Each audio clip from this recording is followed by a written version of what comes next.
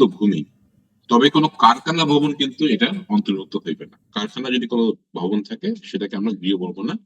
But মনে করেন আমরা যে বাসা বাড়িতে থাকি সেই বাসা বাড়ি সেটা গৃহ যে ভূমির উপর স্থাপিত, গ্রামীণ ফোন যে প্রেমিসে অবস্থিত, সেটা তো কারখানা না।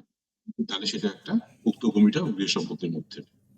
আর ভাড়া প্রদান বলতে কি বোঝায়? ভাড়া প্রদান অর্থ মালিকানা বা সত্ত্ব ত্যাগ ব্যতি রেখে আমি আমার সত্ত্বটা ত্যাগ করিনি, মালিকানা ত্যাগ করিনি, কোনো নির্দিষ্ট সময়ের জন্য সম্পত্তির ব্যবহারের অধিকার প্রদান। তবে নিজস্ব মালিকানাধীন হোক বা না হোক, কোনো তফসিলি ব্যাংক, বিনিয়োগ ব্যাংক, কোনো উন্নয়নমূলক আর্থিক প্রতিষ্ঠান অথবা মুদ্রা বা লিজিং কোম্পানি কর্তৃক অন্য কোনো ব্যক্তিকে ভাড়া প্রদান অন্তর্ভুক্ত হইবে না। দ্যাট মিনস এদেরকে ভাড়া প্রদান থেকে এক্সক্লুড করা হলো যে ব্যাংক, কিছু ইনভেস্টমেন্ট ব্যাংক, ডেভেলপমেন্ট অথরিটি, উন্নয়নমূলক আর্থিক প্রতিষ্ঠান বা মুদ্রা বা লিজিং কোম্পানি অন্য কোনো ব্যক্তিকে ভাড়া প্রদান অন্তর্ভুক্ত হইবে না এই ভাড়া প্রদানের সংজ্ঞার মধ্যে। আচ্ছা, সম্পত্তি অর্থ গৃহ সম্পত্তি, জমি, আসবাবপত্র, ফিক্সচার, কারখানা ভবন, ব্যবসার আঙ্গিনা, যন্ত্রপাতি, ব্যক্তিগত যানবাহন, মূলধনী প্রকৃতির যে কোনো ভৌত পরিসম্পদ যাহা ভাড়া প্রদান করা যায়। লক্ষণীয় দেখেন, 3 নম্বরের সম্পত্তির মধ্যে গৃহ সম্পত্তি আছে, আবার সম্পত্তির মধ্যে কারখানা ভবনও আছে। তার মানে আমরা দুইটা ডিফাইন জিনিস করলাম, একটা হচ্ছে সম্পত্তিকেও ডিফাইন করলাম, গৃহ সম্পত্তিকেও ডিফাইন করলাম। গৃহ সম্পত্তি ইজ এ পার্ট অফ সম্পত্তি, তার মানে সকল গৃহ সম্পত্তি সম্পত্তি, কিন্তু সকল সম্পত্তি গৃহ সম্পত্তি নয়।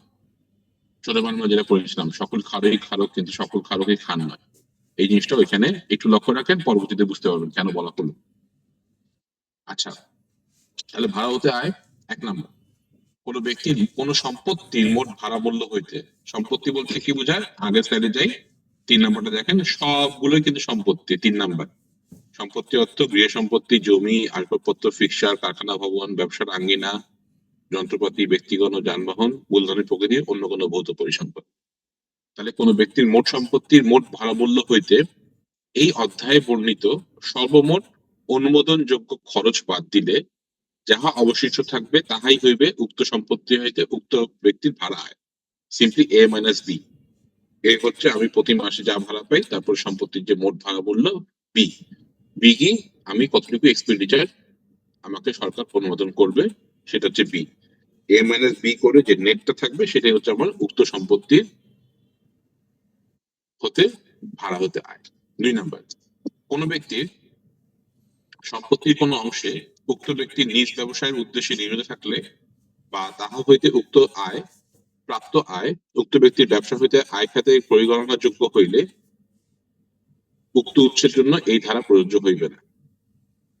আমি বাসা ভাড়া দিয়েছি, আমার বাসা 5 তলা, কিন্তু 2টা ফ্লোরে আমি নিজেই থাকি, তাহলে ওই 2টা ফ্লোরের ভাড়া ওটা তো কখনোই পসিবল না, সেটা আমি বাদ দিব, আনুপাতিক হারে বাদ। তার মানে 3টা ফ্লোরে আমার ভাড়া হবে।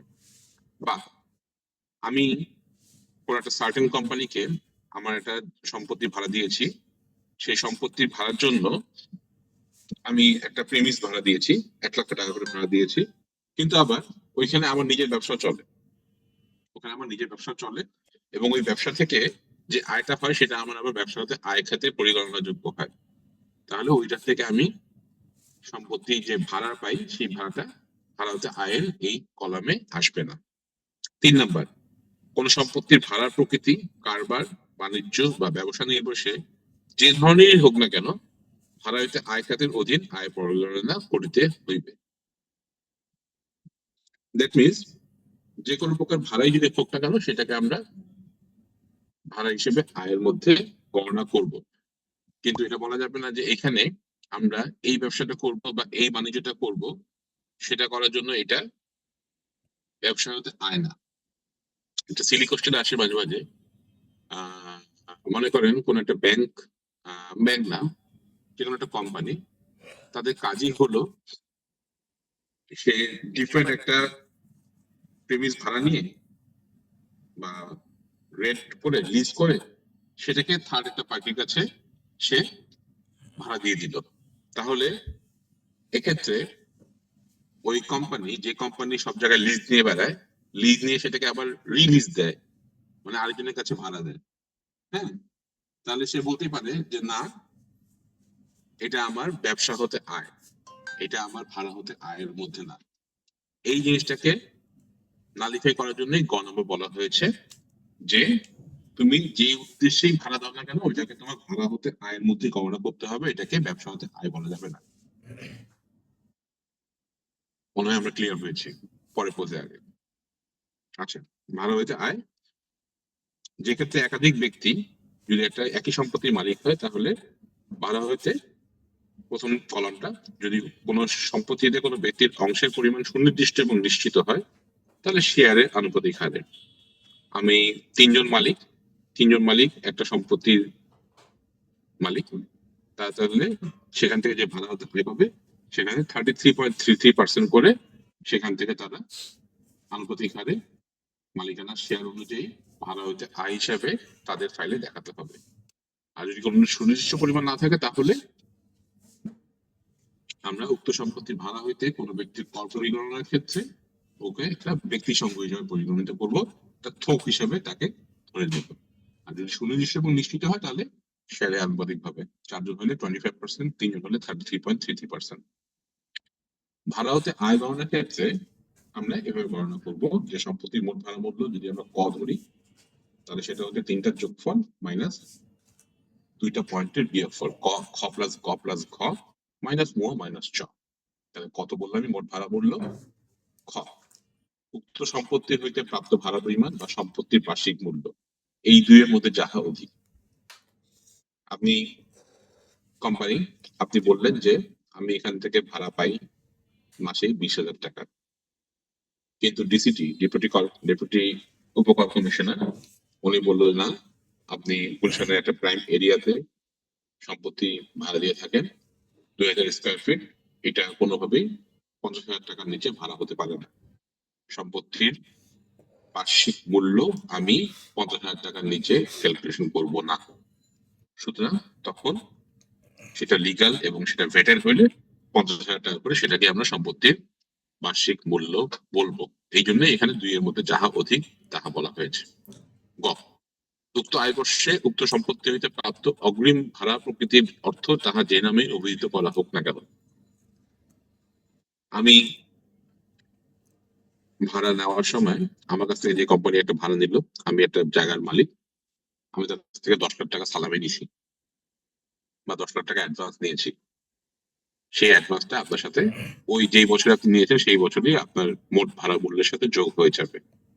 ঘ উক্ত আয়বর্ষে উক্ত সম্পত্তি হইতে প্রাপ্ত অন্য যে কোনো অঙ্ক বা যে কোনো সুবিধার অর্থমূল্য যাহা খ বা গতে উল্লেখিত অঙ্কের অতিরিক্ত। এটা একটা সেফটি ক্লজ যে আমরা যদি কোনো কিছু মিস করে থাকি আবার বাড়িওয়ালা বা বাড়িওয়ালা কোম্পানি যদি কোনো টাকা পেয়ে থাকে অন্য কোনো টাকা ওই সম্পত্তির সাথে সম্পর্কিত সুবিধা হিসেবে, তাহলে সেটাকে ঘ হিসেবে যোগ করতে হবে। তাহলে মাইনাস ও মাইনাস চ এটা কি ও। এইরূপ কোন অগ্রিম অঙ্ক যাহা পূর্ববর্তী কোনো আয়বর্ষে গৃহীত হইবার কারণে মোট ভাড়া মূল্যে অন্তর্ভুক্ত হয়েছিল, তবে উক্ত অগ্রিম বিবেচ্য আয়বর্ষের ভাড়া বিপরীতে ভাড়া গ্রহণকারী কর্তৃক সমন্বয় করা হইয়াছে। আগের বছরে আমি 10 লক্ষ টাকা অ্যাডভান্স নিয়েছিলাম, আমি যোগ করে দিয়ে আমার মোট ভাড়া মূল্য নির্ধারণ করেছি ক, কিন্তু এই বছরে সেই 10 লক্ষ টাকা থেকে 2 লক্ষ টাকা ভাড়াটিয়ার ভাড়ার সাথে আমি অ্যাডজাস্ট করে দিয়েছি। তাহলে এই 2 লক্ষ টাকা এই বছরে আমি মাইনাস করে দিব, যে আমি তো এটা ওইটার উপর ট্যাক্স দিয়ে আসছিলাম, এখন এটাকে আমি সম্পত্তি যে মোট ভাড়া মূল্য সেখান থেকে বিয়োগ করে দিব, অ্যাডজাস্টেড। চ শূন্যতা ভাতা 12 মাসের জন্য মানে আমি ভাড়া নির্ধারণ করেছি 20,000 টাকা করে, 12 দুগুণা 2,40,000 টাকা, কিন্তু বছরে আমার 3 মাস খালি ছিল, পার মাসে 20,000 টাকা করে আমি ভাড়া পাইতাম, খালি ছিল 20 ইন্টু 3 60,000 টাকা আপনি এখান থেকে বিয়োগ করে দিবেন ভ্যাকান্সি অ্যানাউন্সমেন্ট শূন্যতা ভাতা। তবে শর্ত থাকে যে ভাড়া আয় না থাকা সম্পর্কে উপকর কমিশনারকে প্রতি মাসের 30 তারিখের মধ্যে অবহিত করতে হবে। নর্মালি যখন কোন একটা ভাড়াটিয়া চলে যায় তখন তো সে 2 মাস 3 মাসে একটা নোটিশই দিয়ে থাকে, সেক্ষেত্রে আপনার দায়িত্ব এবং কর্তব্য হচ্ছে করদাতা হিসেবে যে আপনি আপনার যে কনসার্ন ডিসিটি উপকর কমিশনার তাকে আপনি অবহিত করে রাখবেন যে আমার এই ভাড়াটা আমার আগামী 2 মাস বা 3 মাস ভ্যাকান্স থাকবে, এখান থেকে আমি ভাড়াপ্রাপ্ত হব না। এটা না হলে ডিসিটি ইচ্ছা করলে আপনার শূন্যতা ভাতাটা নাও দিতে পারে। ভ্যাকেন্সি অ্যানাউন্সমেন্ট যে আপনার ৩ মাসের যে ভাড়া ছিল এটা প্রমাণাদি দেখান। যদি আপনার সাথে কোনো লিখিত চুক্তি না থাকে ভাড়াটিয়ার বাড়িটার সাথে। আচ্ছা, ওই যে প্রথমে বললাম এ মাইনাস বি ভাড়া হইতে প্রাপ্ত আয় পরিগণনার ক্ষেত্রে কি কি জিনিস আমাদের অনুমোদনযোগ্য বিয়োজন হতে পারে? ক, কোন সম্পত্তির ক্ষতি বা ধ্বংসের ঝুঁকির বিপরীতে কোনো বীমা করা থাকলে তাহার জন্য পরিশোধিত প্রিমিয়াম। আপনার বাসার জন্য যে আপনি যদি কোনো ইন্স্যুরেন্স করা থাকে সেটার জন্য যদি কোনো প্রিমিয়াম দেন আপনি বাৎসরিকভাবে, সেই প্রিমিয়ামটা বাদ যাবে। সম্পত্তি অর্জন, নির্মাণ, সংস্কার, নবনির্মাণ বা পুনর্নির্মাণের জন্য কোনো আর্থিক প্রতিষ্ঠান হতে কোনো মূলধনী ঋণ গ্রহণ করলে সেই ঋণের উপর পরিশোধিত সুদ বা মুনাফা।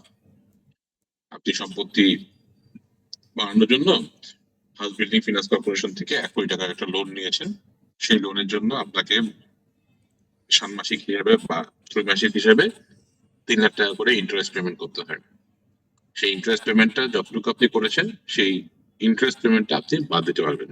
লক্ষণীয় ব্যাপার হচ্ছে এইচডিএফসি যখন আপনি হাউস বিল্ডিং লোন যখন রিপেমেন্ট করবেন তখন ওখানে আউটস্ট্যান্ডিং অ্যামাউন্ট যেটা দেখাবে সেখানকার মধ্যে দুইটা প্রিন্সিপাল অ্যামাউন্ট আপনি কতটুকু পে করলেন, একটা হচ্ছে আপনার সুদ কতটুকু পে করলেন। আপনি শুধু বাদ দিতে পারবেন সুদ যেটা পে করবেন সেটা, যেটা প্রিন্সিপাল পেমেন্ট করেছেন সেটা কিন্তু আপনি বাদ দিতে পারবেন না, সেটা আপনার আইটি 10B তে চলে যাবে, আউটস্ট্যান্ডিং ব্যালেন্স হিসেবে নতুন হিসেবে দেখা যাবে। আচ্ছা, আর সম্পত্তির উপর পরিশোধিত কোনো কর, ফি বা অন্য কোনো বার্ষিক চার্জ যাহা মূলধনী প্রকৃতির নয়, আমরা পৌরসভার যেসব পৌর কর দিয়ে থাকি, হাউস কর দিয়ে থাকি, ভূমি উন্নয়ন কর যা দিয়ে থাকি সেগুলো এখানে বাদ দেওয়া যাবে। আর একটা স্ট্যাটিউটরি খরচ আছে, সেটা হচ্ছে আপনার সম্পত্তি যদি বাণিজ্যিক কাজে ব্যবহৃত হয় তাহলে আপনি মোট মূল্যে 30%, মোট ভাড়া মূল্যে শতকরা হার 30% আপনি বিয়োজনযোগ্য খরচ হিসেবে পাবে। অবাণিজ্যিক উদ্দেশ্যে যদি ব্যবহৃত হয় গৃহ সম্পত্তি তাহলে সেটাকে 25%, আর অন্যান্য সম্পত্তি প্রযোজ্য ক্ষেত্রে 10%। তবে শর্ত থাকে যে, যে ক্ষেত্রে ভাড়া গ্রহীতা সম্পত্তির ভাড়া পরিশোধের পাশাপাশি এই অনুচ্ছেদে বর্ণিত ব্যয়সমূহ বাবদ সার্ভিস চার্জ পরিশোধ করেন সেই ক্ষেত্রে এই বিয়োজন প্রযোজ্য হইবে না। এটা একটা ইন্টারেস্টিং কনসেপ্ট, ইন্টারেস্টিং ক্যালকুলেশন। আমি ভাড়া গ্রহীতা, আমি ভাড়াটিয়া, আমি সম্পত্তির ভাড়া হিসেবে 20,000 টাকার পাশাপাশি হ্যাঁ আমি সার্ভিস রিপেয়ার্স এর মেইনটেনেন্স এর জন্য প্রতি মাসে 5,000 টাকা করে আমার ভাড়িওয়ালাকে দেই। তাহলে এটা যদি প্রমাণ করা যায় তাহলে কিন্তু এই যে আমরা উপরে যে ক্যালকুলেশনটা দেখতেছি, টেবিল দেখতেছি 30%, 25%, 10%, এই লিগাল স্ট্যাটিউটরি এক্সপেন্ডিচারটা আপনারা বাড়িওয়ালা হিসেবে পাবেন না। এই জন্য এই শর্তটা দিয়ে দেওয়া হয়েছে, যদিও এটা মিট আপ করা একটু tough, but if the DCD can establish যে ভাড়া গ্রহীতা বা ভাড়াটিয়া সার্ভিস চার্জ হিসেবে এই জিনিসগুলো দিয়ে থাকে তাহলে কিন্তু আপনাকে ডিসিডি ইচ্ছা করলে 30%, 25%, 10% প্রযোজ্য ক্ষেত্রে এই সুবিধাটা ভাড়া মূল্যের উপরে অ্যাডজাস্ট নাও করতে দিতে পারে অ্যাসেসমেন্টের সময়। ওকে, ভাড়াপ্রাপ্ত ভাড়া হইতে প্রাপ্ত আয় পরিমাণ করতে আরো কি কি আছে সেটা হচ্ছে যে, আমি সম্পত্তি অর্জন, নির্মাণ, মেরামত, নবনির্মাণ বা পুনর্নির্মাণের জন্য ব্যবহৃত কোনো মূলধনী ঋণের উপর কোনো আর্থিক প্রতিষ্ঠানকে ভাড়া পূর্ব সময় কোনো সুদ বা মুনাফা পরিশোধ করা হইয়া থাকিলে সেই সুদ বা মুনাফা ভাড়া শুরুর সহিত হইতে সংশ্লিষ্ট আয়বর্ষ হইতে একাধিক্রমে মোট 3 আয়বর্ষে সমকিস্তিতে বিয়োজনযোগ্য হইবে। আমি হাউস বিল্ডিং থেকে লোন নিয়েছি 1 কোটি টাকার, লোন নিয়েছি 2016 সালে, কিন্তু 2016 সাল থেকেই আমি সুদ দিয়ে আসতেছি প্রতি মাসে মাসে বা প্রতি বছর ভিত্তিতে, কিন্তু আমার কাজ শেষ হয়েছে 2024 সালে, 2023 সালে। 2023 সালে এসে আমি প্রথম ভাড়াটিয়াকে ভাড়া দিলাম, ভাড়া প্রাপ্ত হইতে শুরু করলাম। তাহলে ওই যে লাস্ট 7 বছর 16 সাল থেকে 83 সাল পর্যন্ত আমি যেই সুদটা পরিশোধ করে আসছি সেই সুদটা আমি পরবর্তী 3 বছর ধরে সমকিস্তিতে দেখাতে পারবো। আমি যদি 7 বছরে যদি আমি টোটাল 40 লক্ষ টাকা সুদ পরিশোধ করে থাকি, সেই 40 লক্ষকে আমি 3 ভাগে ভাগ করে সামনের 3টা ট্যাক্স ইয়ারে আমি ভাড়া আয় থেকে আমার বিয়োজন হিসেবে দেখাতে পারবো। এটা মনে হয় আমরা সুন্দর করে বুঝছি সবাই। আর ভাড়া পূর্ব সময়ে কোনো সুদ বা মুনাফাত বা তাহার অংশ যদি থাকে, দফা তে বর্ণিত সময়ের পরে বিয়োজনযোগ্য হইবে না। আগের কথাই বলছি, ৩ আয় বছরতে করতে পারবেন, ৩ বছর পরে সেটা আর কোনো বিয়োজনযোগ্য করতে পারবেন না। ওকে, আর এটা আমাদের শেষের স্লাইড, তারপর আমরা কিছু কোশ্চেন অ্যান্সার করবো আর কি। খরচ অনুমোদনের সীমাবদ্ধতা, উৎসে করপত্তন প্রযোজ্য এরূপ কোনো ব্যয়ের ক্ষেত্রে উৎসে করপত্তন বা সংগ্রহ করা না হইলে অথবা কর্তৃত্ব বা আদায়কৃত কর এই আইনের অধীন বিধান অনুযায়ী যথানিয়মে সরকারের অনুকূলে জমা না করা হইলে উক্ত ব্যয় এই অধ্যায়ের অধীন খরচ হিসেবে অনুমোদনযোগ্য হইবে না। দ্যাট মিনস আমাদের আইন অনুযায়ী বাড়ি ভাড়ার উপরে যদি কোনো স্পেসিফিক পার্সনের কাছে বাড়ি ভাড়া হয়ে থাকে, যেমন কোন কোম্পানির কাছে যাদের উৎসে কর পত্তন পূর্বক বাড়িওয়ালাকে পেমেন্ট করার কথা, কিন্তু সেই পেমেন্টটা করা হয়নি, বাড়িওয়ালাকে দেওয়া হয়নি পেমেন্টটা, 5% ট্যাক্স না কেটে বাড়িওয়ালাকে বাড়ি ভাড়াটা দিয়ে দেওয়া হয়েছে, তাহলে আমার এই অধ্যায়ের অধীনে যেসব খরচ দেওয়ার কথা ছিল সেই খরচগুলো আমরা দিব না। আর সম্পত্তির আংশিক ভাড়া প্রদানের ক্ষেত্রে আংশিক ভাড়ার বিপরীতে আনুপাতিক হারে খরচ অনুমোদনযোগ্য হইবে। আমি আটতলা বাসাতে আমি ভাড়া দিয়েছি 5 তলা, 5 তলাতে আমার ভাড়া পেয়েছি আমি বছরে ধরেন 5 লক্ষ টাকা। পাওয়ার কথা ছিল 8 লক্ষ টাকা, কিন্তু আমি 3টা ফ্লোর নিজে থাকি, তো কে কথা বলে? রনি? আচ্ছা, সম্পত্তির আংশিক ভাড়া প্রদানের ক্ষেত্রে আংশিক ভাড়ার বিপরীতে আনুপাতিক হারে খরচ অনুমোদনযোগ্য হইবে। এটা কেন বললাম? এটা হচ্ছে আমি 8 তলা বাসার আমার হচ্ছে সম্পত্তি, আমি 3টা ফ্লোর নিচে থাকি, 5টা ফ্লোরে আমি ভাড়া দিয়ে থাকি। 5টা ফ্লোর থেকে আমি যদি 5 লক্ষ টাকা ভাড়া পাই, তাহলে সেই 5 লক্ষ টাকার উপরেই আমার যাবতীয় যা যা খরচগুলো অনুমোদনযোগ্য ছিল সেটার উপরে হবে। আমি 8 তলা ধরে হিসাব করতে পারবো না। আমি এটা বলতে পারবো না যে 8 তলাতে আমার ভাড়া হওয়ার কথা ছিল 8 লক্ষ টাকা, 8 লক্ষ টাকা থেকে আমি এটা বাণিজ্যিক ভাড়া দিই, সুতরাং এখান থেকে 30% ওইখান থেকে ডিসকাউন্ট করতে হবে। মানে এই যে আমরা যে আগের টেবিলটা দেখালাম, দিস ওয়ান, যে অবাণিজ্যিক বাণিজ্যিক কাজে ব্যবহৃতের জন্য 30%, 8 লক্ষ টাকা 30% হয় 2,40,000 টাকা। আমি 5 লক্ষ টাকা পেয়েছি 5 তলা থেকে, সেখান থেকে আমার 2,40,000 টাকা বিয়োগ দেওয়া হোক, এটা হবে না। তাহলে কত হবে? 5 লক্ষ টাকার উপরে 30% করে 1.5 লক্ষ টাকা সে অনুমোদনযোগ্য খরচ হিসেবে দাবি করতে পারবে, সেটা এখানে বোঝানো হয়েছে। আর যে ক্ষেত্রে কোনো সম্পত্তি আয় বর্ষের অংশ বিশেষের জন্য ভাড়া প্রদান করা হয়, সেক্ষেত্রে ভাড়া প্রদানকৃত সময়ের আনুপাতিক হারে খরচ অনুমোদনযোগ্য হইবে। একই কথা, আমি 25% কখন পাবো? যদি 12 মাসই আমার ভাড়াটা থাকে। কিন্তু 12 মাসে ভাড়া থাকলো না, কিন্তু আমি 12 মাসে ভাড়া ধরে যদি বলি যে পুরোটার উপরেই আমার 25% বা 30% যেটা আমাদের অনুমোদনযোগ্য খরচ সেটা দেওয়া হোক, সেটা হবে না। 25% অথবা 30% ইন্টু ধরি 8 মাস ভাড়া ছিল, 8/12 এই হিসাব করে সে খরচটা অনুমোদন পাবে। আই হোপ ইউ আন্ডারস্ট্যান্ড আমি এখানে কি বলতে চাচ্ছি। সো এই দুটার কথা আমাদের 2 এবং 3 নাম্বার আমাদের মাথায় রাখতে হবে। সো বেসিক্যালি আমাদের আজকে চাকরি হতে আয় এবং ভাড়া হতে আয়, আমি মনে হয় ভাড়া হতে আয়ের জন্য কারো কিছু কিছু কোশ্চেন আছে,